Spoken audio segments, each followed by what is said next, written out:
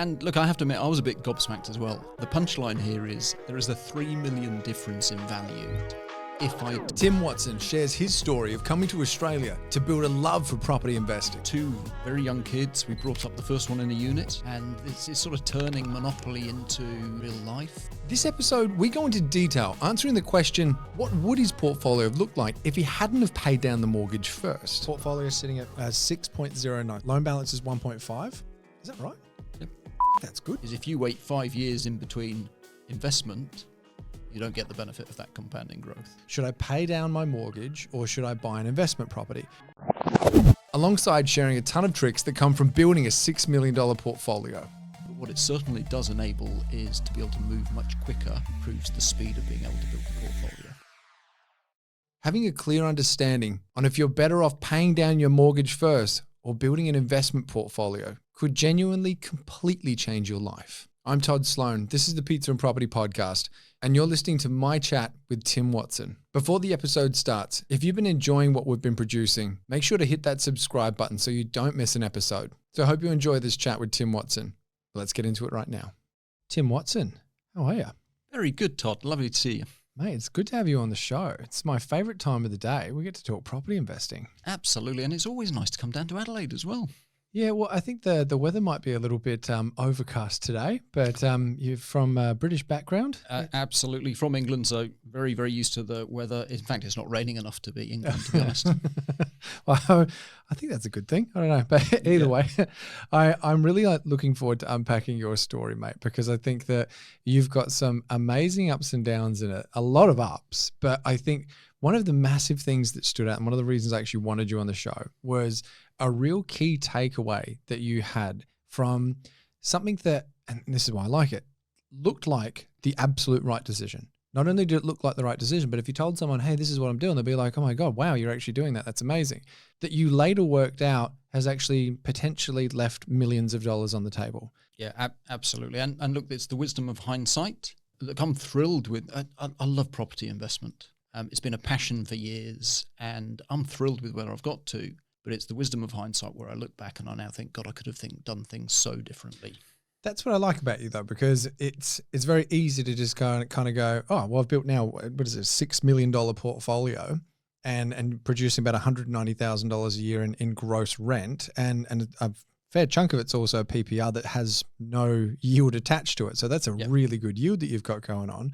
And just go, yeah, everything's good. But you weren't happy with the status quo. You were still looking back going, what could I have done better? Because then it's going to educate me on what can I do better. And absolutely continuous improvement. Yep, spot on. Cool. Well, before we get into all of that, can you take me back to 2011? Talk to me about what life was like at the very start of all of this for you. Yeah, it's hard to believe that that's a few years back. But if I think of the time, this was just before we bought our permanent place of residence. Mm-hmm. We'd had 2 very young kids. We brought up the first one in a unit. We started in Kirribilli in a unit there, which we were renting, and just seemed to get further and further north as we went. Mm-hmm. Once we had our second child, we then were renting a house, and it just got to the point where we really, really needed that permanent place that we could call home.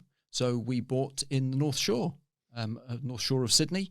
And this was 2011? This was 2011. Yep. So okay. That was, we'd had a place back in England, mm-hmm. sold that, and then decided to really settle down here, and that's when we bought that PPR.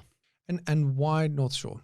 It's funny. One of the first weeks we actually spent in Australia, we ended up in Turramurra, which is where we bought, mm-hmm. and we thought it was miles away. We'd had to go on a 30-minute train journey to get to this place. The real driver, to answer your question, was it was just what we could afford. We wanted a house. Okay. We wanted a house that was big enough to be able to live in for many, many years. And we certainly weren't able to, like Kirribilli would be laughable. We ended up in Chatswood renting there, and that's still expensive. So it just seemed as we got further north, we got far more value for money. Mm-hmm. That's why we ended up in Turramurra. Okay. And when you say we, this is yourself, your wife, and then 2 children at that stage? 2 boys. Yeah. Okay. All right. So a backyard is definitely on the cards there. Absolutely. Yeah. Okay. Spot on. And at this stage, are you thinking property investing at all, or this is just pure house? So at that point in time, it was really about getting the base down for the house. Mm-hmm. I've always had an interest in property investment. And I always had a desire to invest in property at a later point in time, but it was really just initially getting that foundation. Where'd that come from? Mum and dad investors? No, funnily enough, they're not property investors, actually. God, you know what? I'm sure you've heard this before. I used to love playing Monopoly. And it's sort of turning Monopoly into real life. Yep. And I've never had any luck with share investment. Mm-hmm. And I love the tangible factor of property. The bricks and mortar, it's not going to crash. You know, you're going to lose all your money overnight by buying an investment property. And fundamentally, the driver behind all of this was I had no desire at all to work until 67. And I wanted to build or find a way of building an income later in life that was going to help me be able to sort of choose how I wanted to spend my time. All right. And so then we fast forward a few years, and then you ended up buying your first investment property, official investment property. And that was a unit. Is that right? Correct. Okay. And I think this is where some of the learning comes from, that if I look back, I waited until 2016 to buy that unit. Firstly, the reason we bought the unit was because we'd been to the Gold Coast, loved the Gold Coast, and we just decided, we'll dip our toe in the market and we'll buy this unit there. With hindsight, terrible decision. I now know firsthand all the costs that come with owning a unit. Equally, because I'd like to think I've become a little bit more of a sophisticated investor with regards to how I'm choosing which markets to invest in and the drivers behind that. There's no way I'd have chosen Surfer's Paradise as the play to start my investment journey. And are we talking like proper classic story off the plan style, or? No, it wasn't that bad. I'm very glad to say. Okay. Established unit. It actually sold for 20 grand more than I paid many, many years before. So it had gone down in value. And that in itself, when I looked at it, I thought, it's got to be a bargain. Yeah. How can I go wrong? How can I go wrong? Exactly. And look, time is a healer, as they say. More people are now moving to the Gold Coast. We still got it. And it's doing okay. So you still hold on to it? Still hold on to it. But it's certainly, if I think of where I could have put that money, I'm sure there could have been much better outcomes. Out of interest, because I've got one that I still hold. And whenever I talk to people about it, it's like there's this little bit of me that's like, just get rid of it, Todd. What are you doing? But I don't. Why do you still hold it? So over time, we've paid that off. And the cash flow that comes in is actually very, very good. So even though the strata costs are horrendous, the additional costs involved in owning that particular unit are nowhere near as effective as I find as owning a house and what you can do with a house. However, having said that, it sort of got to the point where cash is coming in. It's more than paying for the bills. And equally, there's a capital gains tax implication there that if we sell it, you've got to pay capital gains tax on whatever increase there has been. So it's doubled over time. So I guess that's one of the drivers is, for me to take the money out of that, it would certainly open up opportunities to invest that money elsewhere, but there's certainly going to be a capital gains tax implication. Okay. And what were you doing career-wise at that stage? Yeah, so I've spent the last 20 years in the pharmaceutical industry. So I worked in the pharmaceutical industry back in the UK, came over here without a job in 2006. And the easiest way for me to find a job here was to join another pharma company. And yeah, look, I stayed with this particular company for many, many years because of the fact, I got great experience, worked with many, many great people. And yeah. Right. So you've moved over from the UK, wife, 2 boys. You've got a house in Turramurra, 2011. You bought your first investment property, 2015, 16? 2016. 2016. So there's a 5-year gap. Yep. Okay. All right. And that's kind of coming into the flavor of what we're about to speak about in a few minutes. I want to sort of tell your story in a little bit more of a Quentin Tarantino fashion. Like we'll start at the start, then go to the end, then let's come back to the start, and we'll sort of flip-flop around a little bit, but for very good reason. So 2016, you bought the unit. When did you then get the next investment property? Because it was turned up a little bit after that, wasn't it? Yeah, that's right. So we bought our first investment house in 2020. 2020. Okay, so another 4-year gap. Another 4-year gap. Okay, so 4 years. And what did you buy? So we bought a 3-bed house in the Beanley region. So South Queensland, probably about an hour south of Brisbane. Hour south of Brisbane. Okay. And what was that experience like? Was that very interesting? So given that it was just as COVID hit, obviously it seemed like a really good deal. We ended up paying just over 260,000 for this particular property. That's a real good deal. It had granny flat potential. So the plan was always to build a granny flat on that site. And I felt like that sort of area was going to do really well. It's still relatively close to Brisbane. Obviously, buying in COVID, there was all that uncertainty. No one knew quite what was going to happen to the market. But ultimately, if I look back, one of the things I'm really, really pleased about is we still made the decision to actually proceed with that. I talked to an investor not long ago that said, and they bought ridiculously when everything before it even started booming. I remember asking, like, what gave you the confidence to do it? And their answer was, well, the way that I saw it was we were either going to be totally fine, and this was a storm in a teacup, or we're all going to die. And if we all died, I don't care if I've got all the debt. Who cares? And I was like, that's a great way to look at it. Absolutely. So you invested when everyone else was running away. You were running towards it, and then everyone started running towards it. And obviously you started getting some pretty decent equity. Yeah, absolutely. And to be honest, it's quite frightening when you look back at the growth that market has had. It's insane. Because what would that be worth now? Like sixes? So actually, I think that one would probably be looking just over 500,000. Just over 500. So it's almost doubled in a sort of 4-year space. Yeah, right. Which I think seems insane. Equally, I do know that the person who owned it previously owned it for about 10 years and made about 10 grand, something like that. So it just goes to show the time that you invest is obviously crucial, but it's got to have the drivers that are going to result in decent growth over time. Yeah, time in the market instead of timing the market. Spot on. Yep. All right, and then from there, so now you got a portfolio of 2 investment properties, one not so good, one that's really done well. Yep. PPR that I would imagine has done tremendously well, holding it from 2011. Yep. So you're pulling some equity out of that. Like, how are you financing things to begin with? Yeah, so I never actually tapped into the home loan. What I did do was pull a line of credit of 480,000 that was associated with some of the growth that we had from the principal place of residence. Okay. The benefit of that was that money has been used. If we needed to move quickly with any particular purchase, it was there and available. But that was taken out quite early on in the loan.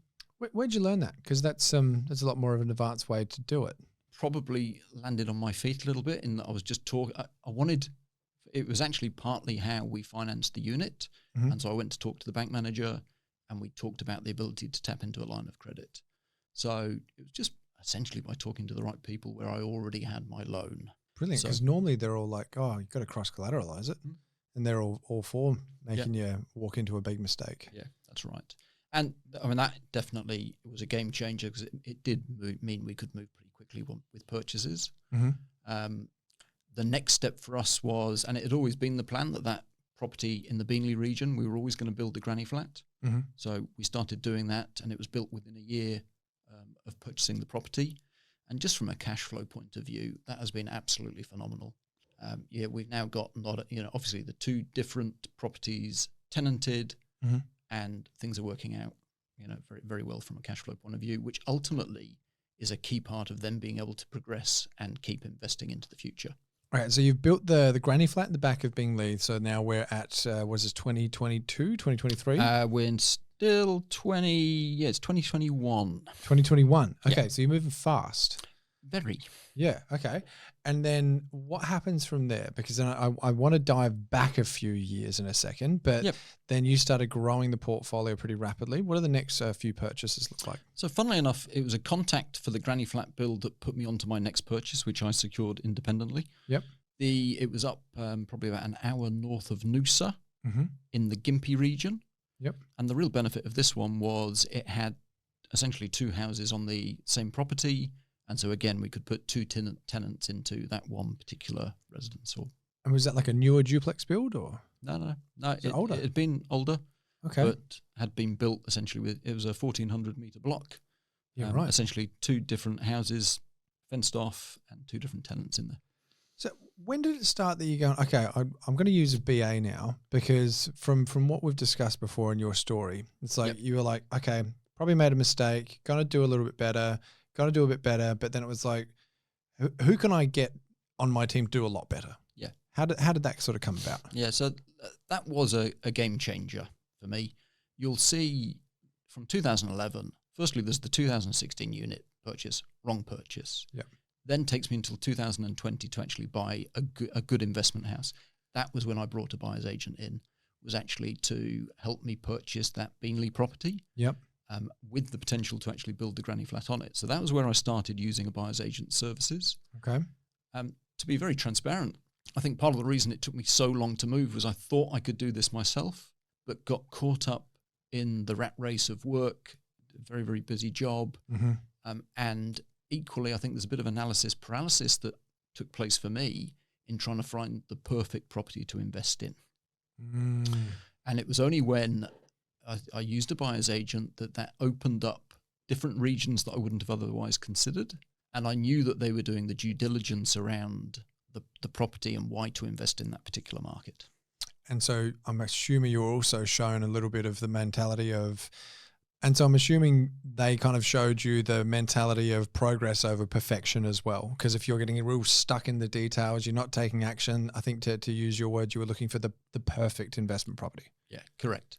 And so just knowing that there was an expert out there who had done all the research into the market, this was an off-market property.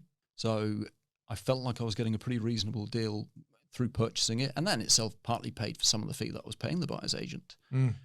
Those sort of factors in itself made me more comfortable to pull the trigger and just go and purchase it. Okay. And so how long did it take then from going from, okay, I'm using a buyer's agent to then we've now got a $6 million portfolio? What kind of a time frame are we talking? So the next two properties, bought one in the Riverina region in 2022 and also bought in the Mandurah region in 2022. So very, very like almost identical months where we purchased those two properties. Both of those were again using the services of a buyer's agent. And Mandurah, that's up in Cairns? WA. WA. Yeah, okay. Absolutely. Yeah, so right. I had a feeling that WA was going to do well.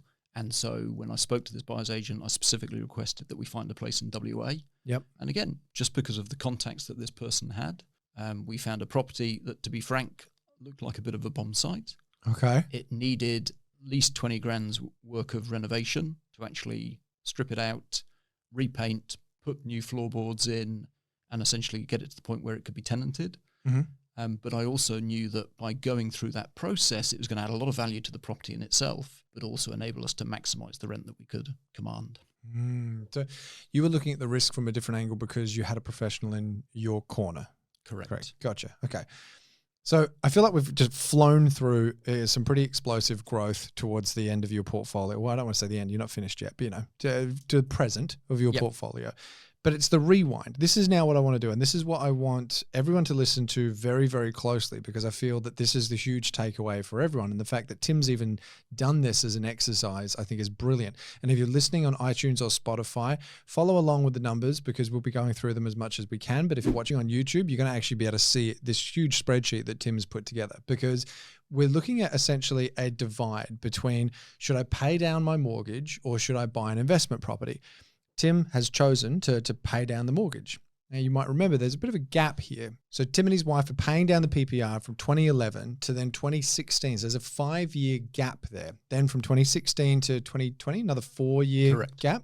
So essentially over a 10-year period, they've acquired one unit. The exercise that Tim's done has essentially gone back in time to go, instead of paying down the PPR, what would things have actually looked like if I started buying property and actually building an investment portfolio? Now, you haven't purposely cherry-picked like the best markets in the country, have you? No, not at all. No. Okay.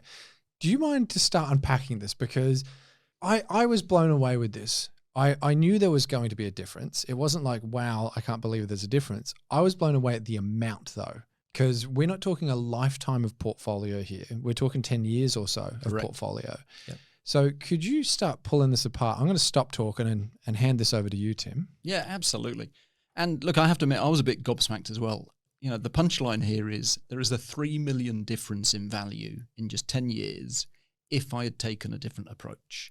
And if we go back to, look, ultimately, why am I doing this? It's partly because I want that ability to get to some point in my life where I can choose how to spend my time. A 3 million difference is going to help me make that choice. Yeah, well, lifestyles either getting a lot grander or those choices are coming a hell of a lot quicker. Correct. And as you just said, look, this is just, the numbers are just up to 2024. Imagine the compounding effect when you then go out another 10 years beyond that. And I'm equally thinking not only from an equity growth point of view, but from a passive income point of view. Look, I haven't actually worked out the passive number impact on this. It'd be huge though. But it would be huge. Yeah. Your portfolio is already yielding really high. So yeah. And so that's actually a good point to make. This doesn't even take into account the cash flow. Correct. Okay. But however, you have taken into account your borrowing power at the time. Yep.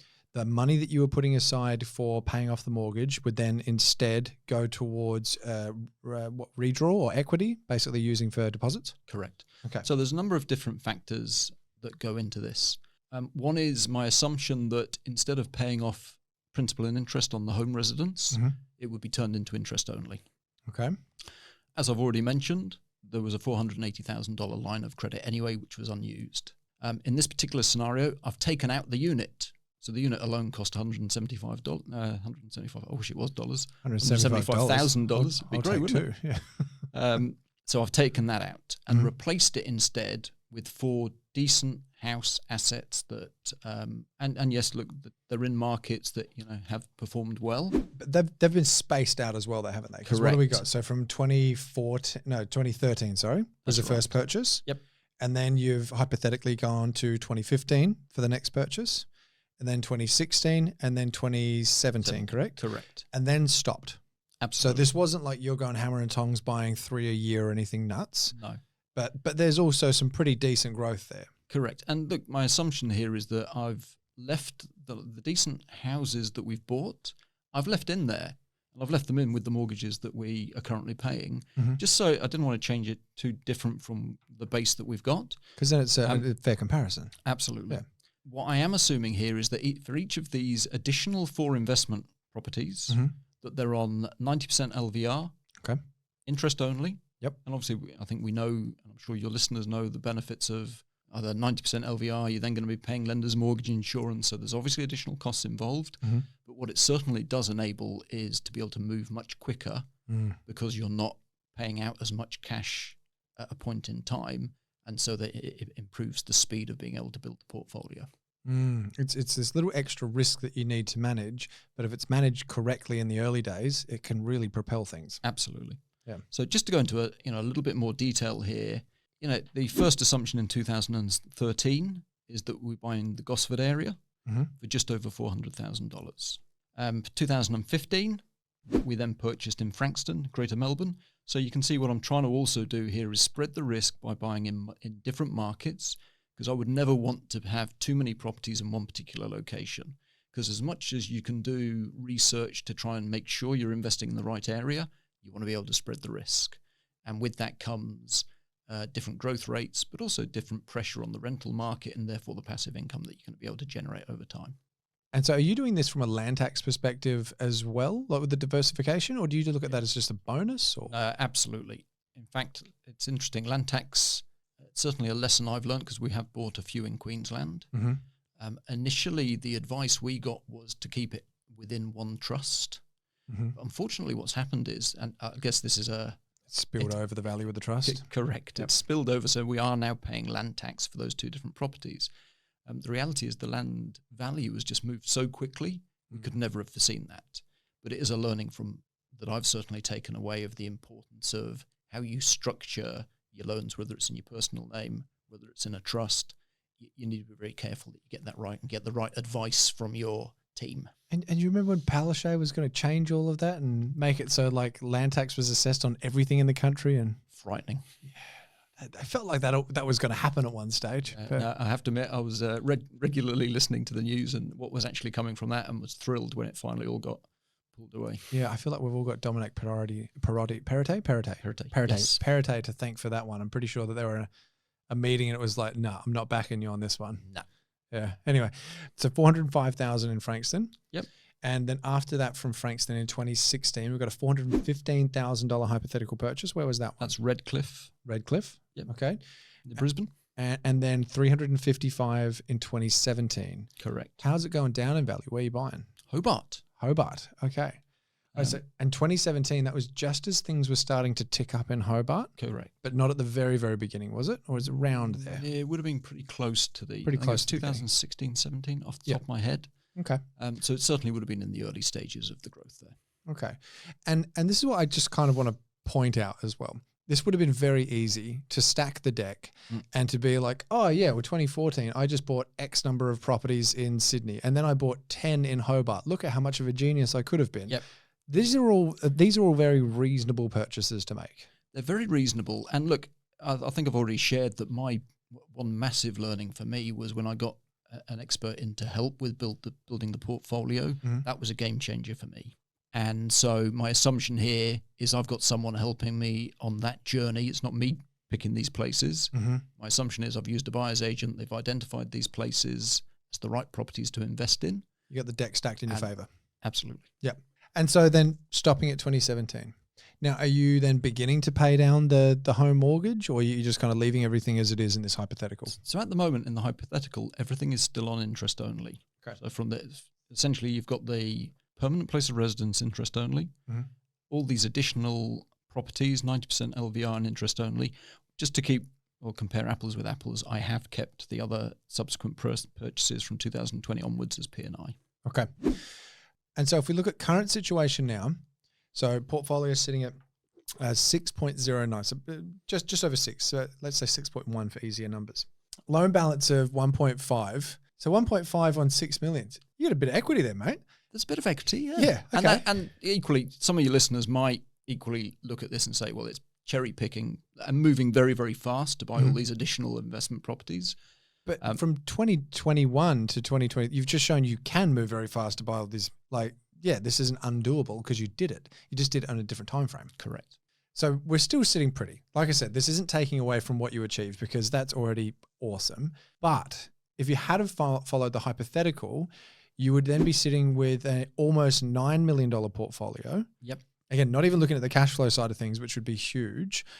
And would be looking at debt-free equity, so your equity position of $5.5 million. So it's another $1 million of equity, but we're talking about another $3 million worth of assets, which, like you said, that's just to now in 2024. Yep. We compound that extra $3 million over 2 extra cycles, and that's all of a sudden turning into another potentially $12 million worth of asset value. Correct.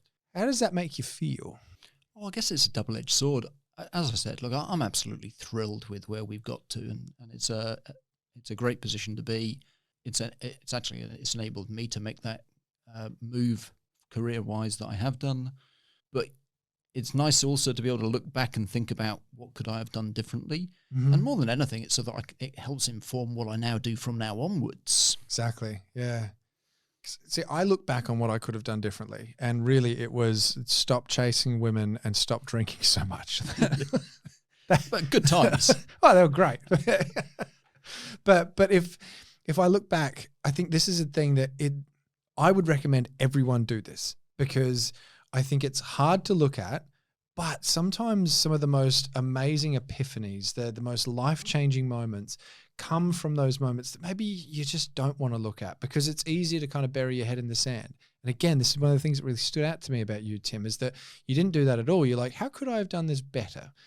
And I think that now moving forward, not only for your own portfolio, but also helping clients moving forward, it's like, well, here's a thing that we've actually worked out that we can really refine. And here's a way that we can like accelerate portfolio growth, because next time someone's like, oh, should I pay down my mortgage or should I keep going with this? It's like, it's a pretty clear answer, because if you do it right, well, if you went and bought a whole bunch of off the plan units, probably just pay down the mortgage. Yeah.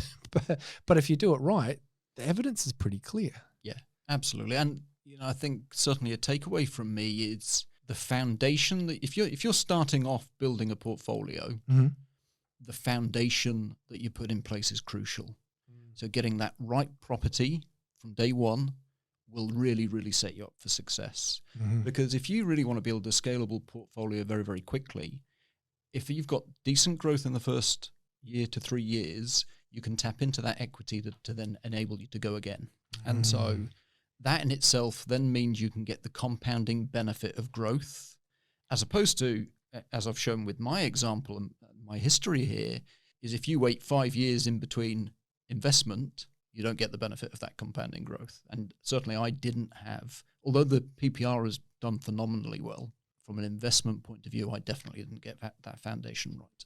Going back then, if we were to introduce one more variable to it, on the rent vesting side of things, when you talk to people about that, because I feel like it's a very personal thing. Some people it seems to work amazingly well for, and I'm the first to put my hand up that Bianca and I have done the numbers. Financially, we should be doing it.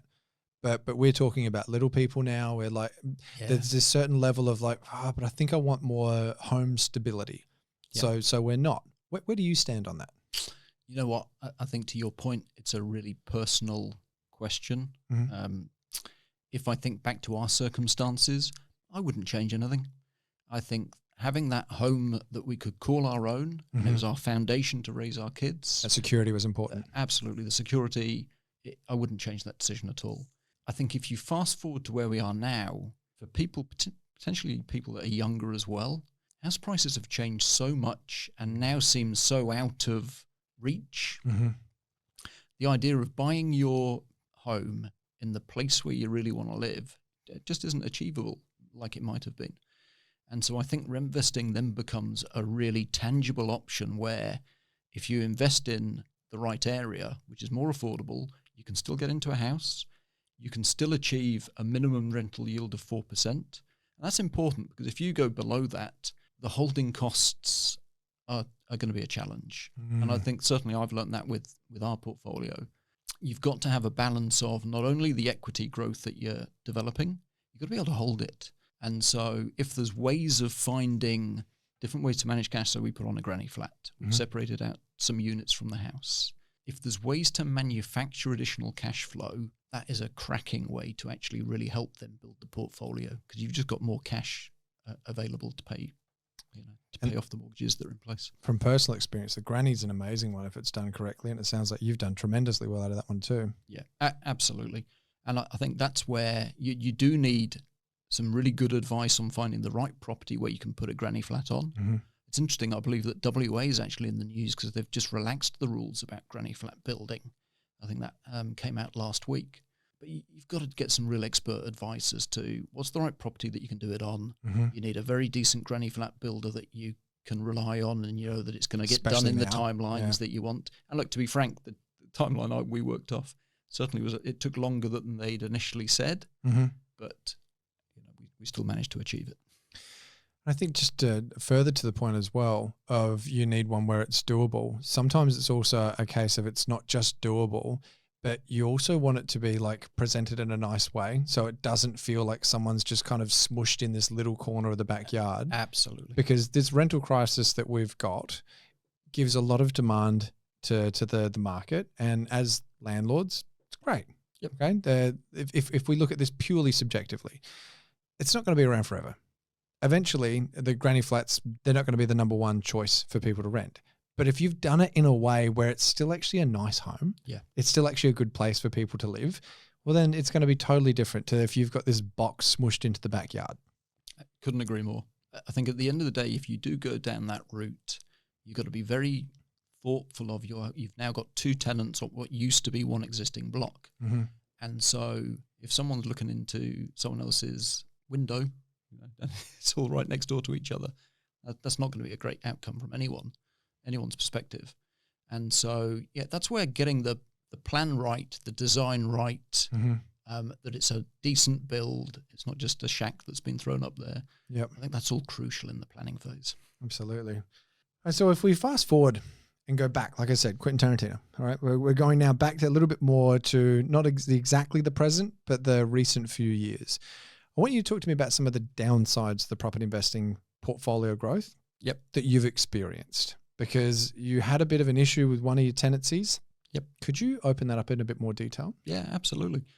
And anyone that says property is just a complete passive investment has either been incredibly lucky or doesn't have property. My experience is I've got generally great property managers that look after all these properties. And for me, that takes away a tremendous amount of the pain and suffering in managing it. Mm-hmm. And they deal with the majority of the tenant requests. There's one property in particular where, look, unfortunately, and this happens, the tenant didn't leave we ended the tenancy and the tenant didn't leave it in a great situation. So we then had to get someone into, I mean, it wasn't. Yeah, how bad are we talking? Yeah, it wasn't shocking damage, but it certainly needed repair. So we're not talking like spray cans on the walls kind of stuff. But I'm very glad to say nothing that shocking. Yep. But it did needed someone to come in, repair some of the damage, repaint. Okay. We also took the opportunity to look at how can we maximise the rent within that particular property. Mm-hmm. So we repainted the kitchen, which looked a bit nasty. We put in new bench tops. And so look, overall, it looked dramatically better, but I think we lost probably about 8 to 10 weeks of rental income while all of that was happening. Yeah, right. So almost a whole quarter. Yeah. So it was a lot of lost opportunity. It was over Christmas as well, which didn't help. It benefit of hindsight. Was there something the PM should have done differently? Was there something you should have done differently? Like what went wrong? There were some signs that things weren't going particularly well. They stopped paying the water bill, for instance. Okay. The other thing that I learned was whenever a new tenancy is signed, you've got to equally increase the bond based on the new rent that is being paid. Every 24 months? Every 12 months. I don't know if it's... state to state, I think it's a little bit different. But yeah, very good point though. This bond hadn't changed since these people had lived there, and they've been there for a long time. Right. Okay. Even before I actually bought that particular property, they were tenants there. Yeah, okay. And please follow that one up with your property manager, because some bonds now have also changed from 6 weeks to 4 weeks, and there's a whole lot of variations there, but that is a wonderful point to bring up. Yeah, and unfortunately what that meant was the bond didn't cover anywhere near the amount of work that needed doing. Okay. So the signs should have been paid attention to, that maybe there was some financial troubles on the tenant side. Correct. And also the bond realistically should have been increased each year to 2 years, or however often it could have been increased to be in line with the actual rent. Yep. Okay. And so what ended up happening? Did insurance kick in? Did you? Yeah, it's partly, quite naturally, the insurer was only willing to pay a certain proportion of the costs involved. So yeah, that paid for some of it. Some of it, look, I've paid for. But I guess the silver lining from all of this is the rent has shifted quite significantly from high threes to now $500 a week. Yeah, brilliant. So just by doing the additional work and by making it look a little prettier, it's now getting decent market value rent. Okay, so you've really turned that around from this is an issue, and as much 8 to 10 weeks vacancy, that would have hurt at the time. Yep. But now you're looking at it as, well, we're getting an extra, $110, $120-ish a week. Yeah. And read the small print on whatever your insurance is. Some of them cover if it's not tenanted, some of them don't. Can you open that up a little bit more? Because I find insurance a fascinating device. Yeah. It's not as straightforward. And again, coming from the pharmaceuticals background, you look at a bottle and it says may contain blah, blah, blah, may cause blah, blah, blah. Everyone's on the same page. We understand the risks, the whatnot. Yep.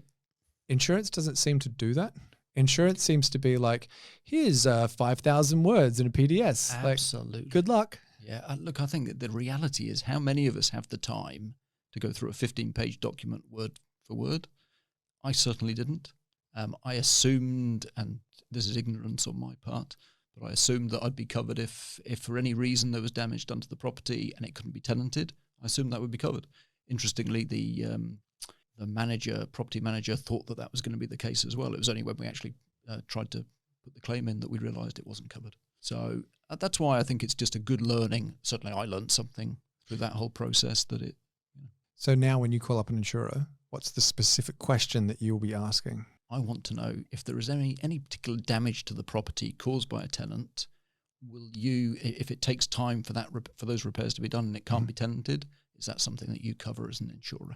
I think that is a very key takeaway for a lot of people listening right now. I would assume, actually, I think I probably have assumed. I don't know why I'm sitting high and mighty with this. I haven't checked that either. I'm looking at this thing and I'm going to make a few phone calls after this recording. And I think, look, I don't know about you, but the insurance premiums just seem to go from strength to strength year on year. Like that, it's quite a large number these days. But I guess you want it in place for those scenarios where the worst thing happens. And I'm very glad to say that's the worst outcome I've ever had during my property journey. But I'm glad I've got the insurance in place there, because if I hadn't, would have been a bit more challenging. You ever talk to an investor that self-insures? No. I was chatting to, I've spoken to a few people about this. They don't do it for building because building's such a huge one. Yep. But I've actually spoken to a few investors now that once your portfolio gets to a certain size-wise, it's more amount of rentals, that self-insuring for landlord insurance actually then becomes like a risk that you can manage a little bit more yourself, because now landlord insurance is more like anywhere between 250 to 400-ish, depending on where it is and what it is. And when you add that up over 15, 20 rentals with the likelihood of not being paid, it's like, okay, it starts making a little bit more sense. Yeah, I can imagine that actually. Yeah. It certainly adds up. So you've really turned lemons to lemonade there. But I know that there's a few stories we can uncover, but I wanted to talk about WA first, because that wasn't turning lemons to lemonade. That was kind of like, it was spotting the lemonade, and then you're fermenting it to turn it. I don't think you want to ferment lemonade, but you're turning it into something even better. And I think that you're taking something that you can add value to very intentionally, and you did quite well out of it from what I understand. Yeah, I mean, it sounds like quite potent lemonade. Yeah. I don't know why I used that analogy. So, yeah, again, this was, I think I mentioned earlier, I had a feeling that WA, the time was right. It hadn't done anything for, 11, 12 years. What year is this, roughly? So we bought that in 2022. 22. Okay. Yep. So, a couple of years ago. Mm-hmm. And it just felt like WA, the timing was right to get back into that market. So I think, as I mentioned, I asked a buyer's agent to start looking around there for me. Mm-hmm. And they identified a property, but it was a case of, I think I had that phone call and needed to sign the documents that afternoon. Okay, so a bit of time pressure. To secure the property. Now, I'd always be a little bit cautious with that kind of approach, because part of me felt like, is this just a pressure sell? But when I looked at the numbers, when I looked at the property, things stacked up. And you could see why there was a bit of pressure? Yeah. Okay, so why was there? What was so good about the numbers? Look, I think the pressure was this was off market, but it wasn't going to be off market for long. Yep. And so that was the desire to get in there, make an offer, and secure the deal. I can quickly weigh on in that as well. Former agent days, that was something that used to happen all the time. Yep. Everyone would always say, I want off market. You'd present it to them and basically say you've got 12, 24 hours, 48 hours at the most usually. And it's like, if you can make a decision, great. But the amount of people that would go, cool, give me a week. And it's like, no, there's not a week here. That's not how this works. Yeah. So speed is absolutely key to this kind of stuff. Yeah. And for me, the finances were there in place, that even without actually getting a mortgage for that particular property, I knew I had that line of credit. So that was an example of where that line of credit was absolutely crucial to be able to move quickly and build the portfolio. Now, for that particular property, we paid, I think, just around 260, but it needed a tremendous amount of work. From recollection, I don't think I even saw any photos of what this place looked like. Wow, there's a lot of trust there. Before I agreed to purchase it. So I knew the address. Mm-hmm. I'd looked at what I thought was fair market value if you just assumed it was a derelict house. Mm-hmm. The person actually, we'd already identified someone to do the work. Okay. To go in there. It was going to require at least 20 grand for a decent renovation, which now seems quite reasonable given all the building costs and the way that's gone up. 20 grand actually doesn't seem too bad. But it was painting the whole place, repairing all the floorboards or putting floorboards in, essentially getting it to the point where we could maximize the rental within that particular market. So, that again, the timeline on that took a little bit longer than was initially discussed. But ultimately what we've ended up with is a property in a really fast-moving market. The rental itself is changing dramatically over time just because of the demand. And I would think that's now worth, for an investment of say 260, it's now worth around 400 and something. So it's moved dramatically in 2 years. Yeah, I was going to say, we're only talking 2 years or so. And I think that talks a little bit to WA. WA has gone through a tremendous change in the past couple of years. The thing I'm always worried about with WA is, if you think of all the drivers within the market, it's obviously very, very resource sector driven. Yes. But I think what is certainly helping to drive it is the fact it didn't do anything for such a long period of time. Purely the affordability factor. Absolutely. What's your take on when that'll cap? Do you reckon we're close? Very difficult to call, to be honest. It wouldn't surprise me if it goes on for another couple of years. Yep. But what does worry me is, do you then get to a point where the drivers aren't in place to keep that growth going? Yeah, okay. And I think there are other markets out there nationally where there are many more fundamentals. There might be other industries to play. There's more infrastructure projects going into certain areas. There might be more migration going in, although having said that, I think WA has benefited from a lot of migration in recent years. To answer your question, I think it's very, very difficult to call. You still buying in Perth now? I've still only got the one asset, but I'd consider buying again. Okay. And so that one was a reno project. That was a little bit different for you though, wasn't it? You're not a renovator as such. No, not at all. No. And it would have been very different if the concept was me trying to renovate this. I'd have probably knocked the place down. You got two left hands? Or? Absolutely, two left hands. It was the fact that because the buyer's agent not only found the property, but he already had someone there ready to do the work, it minimized all the effort for me. So essentially I knew what I was getting myself into, even though I hadn't seen the photos. The photos came through before we completed, by the way, and it was a bomb site. But at least I knew what I was getting into. I knew what the relative risk was, and ultimately it was going to cost me $280 to buy the place plus actually do the renovation. And I felt that that was reasonable market value for other properties I was looking at in the area. So you've essentially made, what is that then, 120-ish grand uplift in 2 years. Yeah, I think that's a pretty good day at the office. Oh, it's crazy stuff. Yeah. But I think it does show if you buy in the right market at the right time, and the fundamentals are there, you can achieve that sort of growth. Is that granny flattable? It is. Yeah, I feel like I should coin that as a word. Yeah, granny flattable. I like it. So yes, that was actually a part of the rationale behind that purchase was we can put a granny flat on the back. Now, interestingly, at the time, the cost of building a granny flat, I think, was something like 180, and we bought the place for 260, and I just couldn't rationalize the idea that I was going to build a granny flat for seems nuts that amount of money, okay. Hindsight's a wonderful thing. I wish we'd bought another place for 260, but it just didn't feel like the right balance. Even with my experience of building the granny flat in that Beanley region, no doubt from a cash flow, it was phenomenal. If I fast forward to now, where the value of that particular property is now more like 400, I haven't looked into what the granny flat build is, but let's assume it's similar sort of price. That would now make in my mind, a much easier decision to actually proceed with the granny flat, just because of the cash flow benefit that we would get from it. Absolutely. If you're buying something for in the 200s and then building a granny for in the high ones, I can totally understand your apprehension there. Yeah. So assessing your portfolio as it sits now, as much as we've taken a big walk down memory lane with a very positive benefit of hindsight to what could have been done differently, so you can know what can be done differently, what do you feel the biggest thing is kind of missing from it now or needs help? Because I feel that usually people either have like amazing equity or amazing cash flow. Yep. What's the bit of your portfolio like, that's the part I'm focusing on now? So I think for me to truly be able to say I could step back from work at any time, the passive income is the bit that actually still needs work. Okay. We're in a fantastic LVR situation, no doubt. But to really get to the point where almost that property investment would enable me to go out and play golf every day, or do what we'd love to do as a family, travel more. Certainly some more work on the passive income side. And what's the long-term plans? A bit of more of a sell down sort of plan to do that, or just hold it for 20 years? Yeah, no, you'll see that from the portfolio we've developed, we've never sold anything. And that's partly because of the capital gains tax implication. So partly because they've performed pretty well. Having said that, if I was going to sell anything, it would be the unit.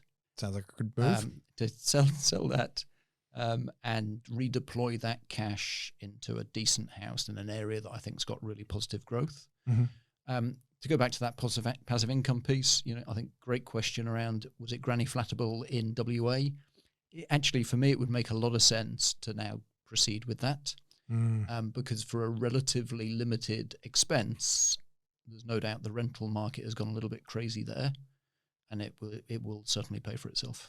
Coming towards the pointy end of things, out of all of the wins you had in your portfolio, if you reflect on them, which is the one that puts the biggest smile on your face to think about it? And how would someone go about recreating that smile for themselves? Good question. I've learned a tremendous amount from someone that actually came with very limited experience about how to invest in property. I've learned a tremendous amount over the last 13, 14 years. We've built granny flats, we've done renovations, we've found different ways to manufacture both equity and income. Mm-hmm. And just that broadly certainly puts a smile on my face. I actually think, for me, I've got a real passion for property investment. I love talking about property. I love the experience. And look, there's been good and bad during the way, but all of it, great learning experience. But what it's enabled me to now do is sort of follow that passion. And so I got made very happily redundant at the back end of 2022 after being there for many, many years. Mm-hmm. We then jumped in a Winnebago and travelled around Australia for 5 months. Got almost all the way around with my wife, 2 kids, and Frosty the dog. And I wouldn't have been able to have done that if I hadn't built this portfolio, because it gave me the confidence that with the equity that we've got, with the passive income that is coming in, you'll be fine. That we could take 5 months out and not worry about it and not have to jump back into the world of pharmaceutical. How magical for the boys as well. Oh, how old were they then? They were 15 and 12. 15. So they're remembering it. It's not like they were little. Yeah. No. It was a great time. And to be honest, it was the last time we could probably have done it, because our oldest is now in year 11. And so school's a bit more important. School suddenly has become very, very important. And I can honestly say we've seen a tremendous difference in this year compared to the previous year. So pulling him out for a term this year would not have been possible. It was possible. And the school was fantastic, actually. When I look back on their willingness for us to take him out for 5 months, they were amazing.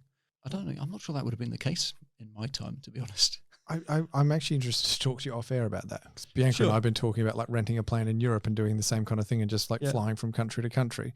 But it's the whole like taking a little person out of school and how does all that work. But the fact that you can even do that you're in a position to be able to go, we're leaving for 5 months, we're seeing the entire country. That's incredible. Yeah. So that in itself absolutely brings a smile to my face that we had the ability to do that.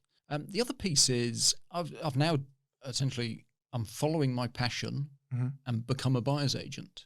And even better than that, I've actually become a buyer's agent for someone that we use to actually help build that portfolio.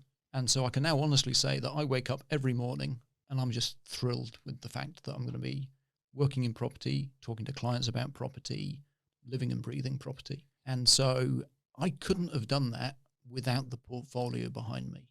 I know that.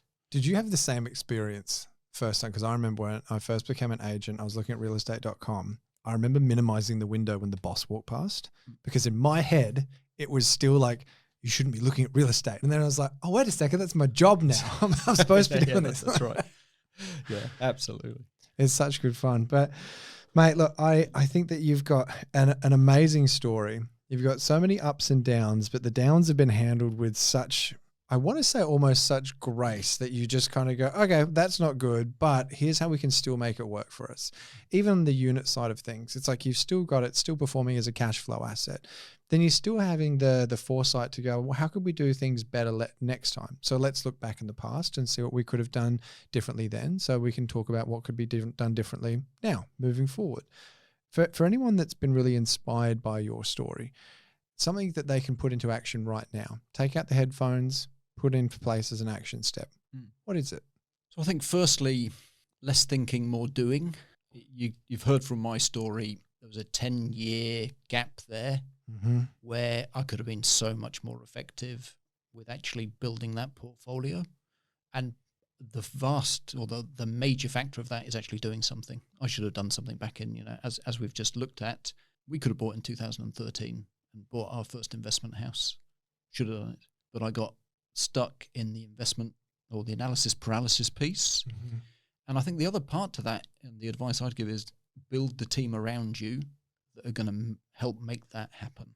It's completely different to try and do everything yourself, to find the right market to play within, to find the right house within that market. If you're investing regionally, you're going to fly out there to have a look at each place. This is where you can build a team around you that are going to help you with all of that.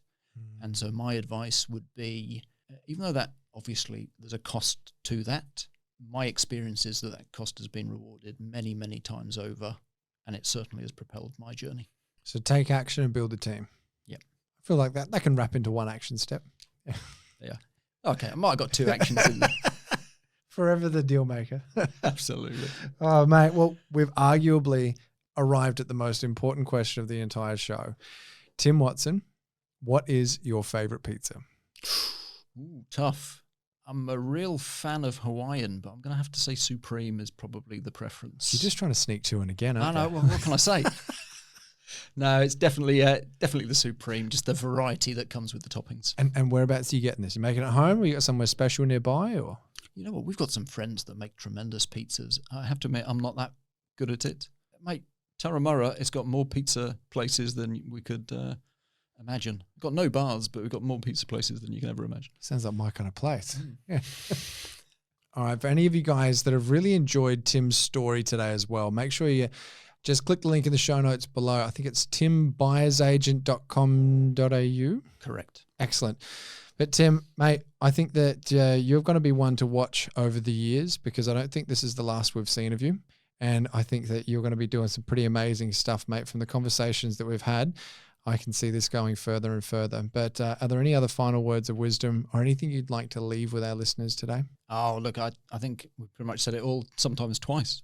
I think my real advice would be, take action is the key to building a sustainable portfolio. But more than anything, thank you very much for having me on, Todd. It's been a pleasure.